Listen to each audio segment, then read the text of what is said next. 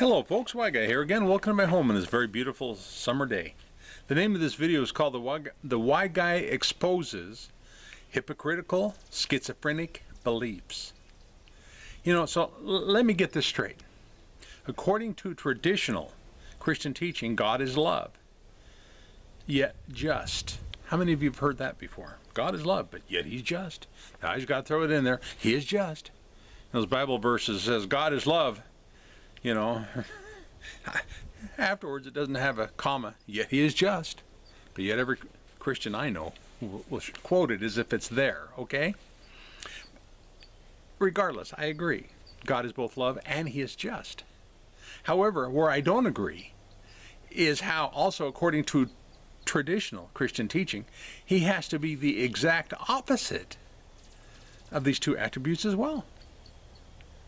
So are you claiming that God is schizophrenic, Why Guy? No. I claim that the God of Christendom can easily be viewed as paganistic, in nature, or has to be schizophrenic and hypocritical if one were to adhere to traditional Christian teachings. And I'll explain. Bear with me. So before you get too bent out of shape, all right, like I said, let me explain my position and why my research has caused some conclusions that might be offensive to some. Well, first, I will admit that I see through a glass dimly, just like you. And, hey, I could be mistaken about a whole lot of things, just like you. All right? So, I also encourage anyone and everyone to properly, and I mean to properly, judge my conclusions I'm about to share by virtue of God's character of love. Have I ever shared anything that slanders that love? You've got to keep that in the back of your thinker, okay? As well as have I shared anything that completely goes against the fruit of His Spirit? You don't mention them. Love, joy, peace, patience, meekness, kindness, gentleness, self-control. Have I ever come against any of that in any of my videos? I challenge anyone to try to find out where. What'll end up happening is you'll end up watching a whole bunch of my videos.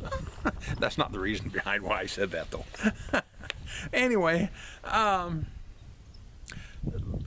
so let's get started. Okay, let me get started with being offensive. No, I'm just teasing. But you understand. Traditional Christian teachings claim that God is love. And love is best described in the love chapter of 2 Corinthians 13. And one description in particular that really just jumps out at me is how it says, well, love doesn't keep record of wrong. Well, I just want to hit on that just a little bit. This is kind of just a little side note. And I personally believe this statement is referring to how love doesn't allow a long-lasting ramification concerning wrongdoings, as in a record. Okay? While at the same time, love doesn't ignore sin. Why doesn't love ignore sin? Because God corrects those He loves. And if sin wasn't remembered, then a correction wouldn't be needed. Just using common sense here. I hope that made sense. A loving parent corrects the child, and in this case, in this context, mankind, okay, for the benefit of the child, for our benefit. Again, that's what love does. So naturally, a memory, a record, has to be kept in some fashion for the sake of reform. I consider the action of love extremely practical. I really do.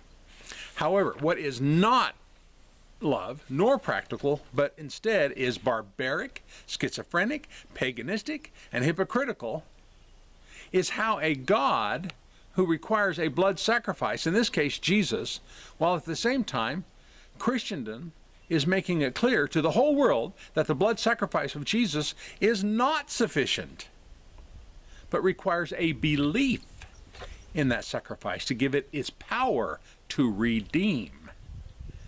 Stay with me. But let me digress for a second. This will explain it, my position. The power of a belief, when you back that up with a blood sacrifice, those two acts best describe pagan, witchcraft, rituals more than anything else. Okay? Has the average Christian ever researched or been involved with the occult? Probably not. You know, if you did, you know what I'm saying. You know that what I just said is absolutely true. Okay? But here's a PS for you. But I'm a researcher, okay? And I have never been a participant in such stupid occultish practices, okay? Hardly. And another rhetorical question is, where do you think all those cheap B-rated movies get their ideas from? They get them from those kind of rituals, and sometimes sure looks like Christianity to me. But anyway, so the point is, which is it? Which is it, Christian? Is it the blood, the sacrifice, the belief? Which one is it? You can't get Christians to agree on exactly what was done and needed done in order to redeem them. You can't. It doesn't stop there. Oh, no, it doesn't. So let's add what? To the faith. Let's add confession, baptism, repentance, obedience, and a lifestyle into the mix too. You know, depending on which Christian you're talking to. If you're lacking in any one or more of these things that I just mentioned, you know, you'll find yourself in hell. Speaking of hell, Christians can't even agree on the severity of it. And the world is supposed to believe that Christianity knows the truth and has the answers for having a relationship with God. Sarcasm implied. You know, I know of a few Bible verses that seem to endorse, when I spoke of blood sacrifice, seem to endorse the blood sacrifice of Jesus. But that's not the point of this video, okay?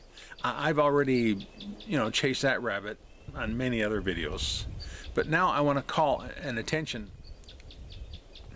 Anyway, what I now consider that paganistic, while Christianity considers it sacred and holy. There's a big division there between me and Christendom, okay, in that area. So let me explain why I view the Christian understanding that God is just, in how it's dripping with schizophrenia and hypocrisy. You know, it takes a schizophrenic God to sanction an eternity of suffering for a short lifetime of unbelief. And this is called justice by the average Christian, okay? In this case, just a moment here, put up another set of notes. One of these days I will get a teleprompter. Anyway, in this case and in this context, a Christian court of law would expect the death penalty for jaywalking too, I suppose. Yes, that was some more sarcasm. You know, it takes a hypocritical God to encourage us to love our enemies while he tortures his for an eternity. And what gets me is the average Christian doesn't even see that as odd. I wonder why. It takes a hypocritical God to have Jesus say, quote, I do not judge anyone who hears my words and does not keep them, for I came not to judge the world, but to save the world, in John 12:47. And then later have Jesus come back on a white horse brandishing a sword while judging the whole world for not listening to him. Are you still with me? It takes a schizophrenic God to give Jesus authority over all flesh to give eternal life, which is John 17:2. Then to allow all flesh to have the authority to decide their own fate. You following me on this? This stuff cracks me up sometimes. It takes a schizophrenic God or a liar to give all to Jesus, then allow him to say, quote, this is the will of the Father who sent me, that of all he has given me, I should lose nothing, but raise them up at the last day, John 6:39. Then, okay, to lose the majority of mankind in hell. That isn't deep. God, whatever. It takes a schizophrenic God to say that, quote, no one can come to him unless he draws them. That's John 6:44.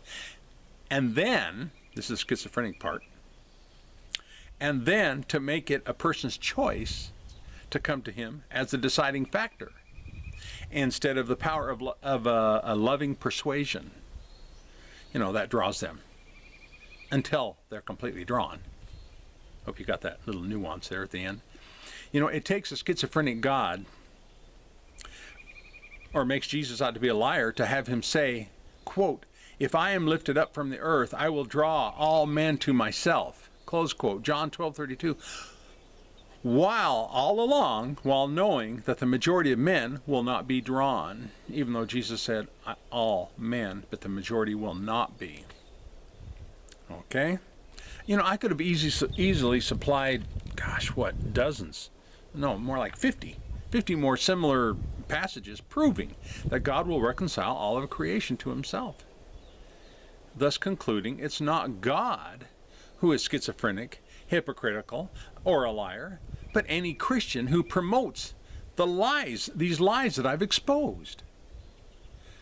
Remember, it was Jesus who warned, "For many will come in my name, saying that I am the Christ, and will mislead many." That's Matthew 24:5.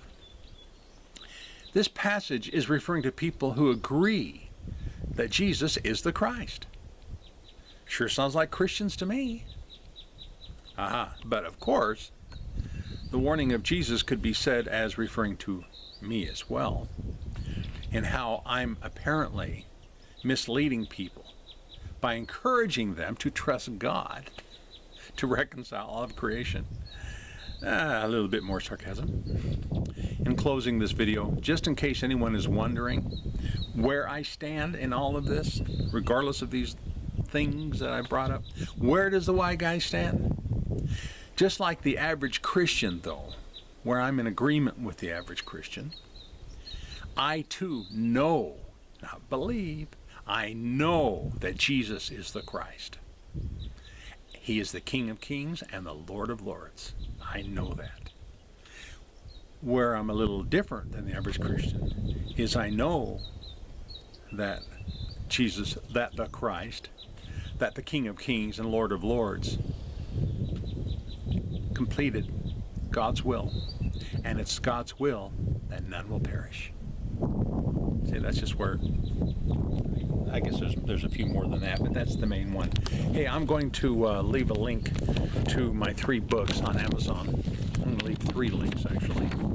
And, gosh, the wind all of a sudden just started coming up. And I'm going to leave a link to my goodness, what am I trying to think of? My website, yeah, thatwhiteguy.com. And I'm going to leave 2 links on the bottom of the Show Me More section of this video to how you can support this channel, okay? Give me a thumbs up, thumbs down. And if you are going to leave comments that are contrary, to my comments, which is nothing wrong with that. Contrary means you don't agree. That's okay. That's fine. Just make sure your comments are polite, or else I'll delete them. In most cases. Sometimes I like to argue with you just a little bit. I don't mean to argue, but you know how it goes. And then look me up on Facebook under a group called the Why Guy Group, and I have that's a private group. I have an open public timeline under the name of John Anthony Jones. I do thank you for viewing.